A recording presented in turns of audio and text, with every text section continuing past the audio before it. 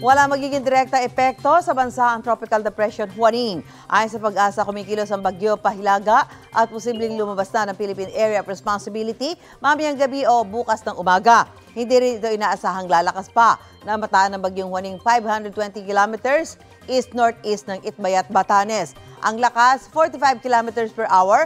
Ang bugso naman ay 55 kilometers per hour. At ang direksyon pong tinatahak ay north-northwest sa bilis na 10 kilometers per hour. Wala po nakataas na tropical cyclone wind signal sa bansa. Pero sa kabila niyan, magiging maalon ng mga dagat na sakop ng Batanes at ilang baybayin ng Mabuyayan Islands, Ilocos Provinces, Pangasinan, Zambales, Bataan, Occidental Mindoro, Lubang Island at Palawan. Kaya pinag-iingat ang maliliit na sasakyang pandagat sa pagpalaot.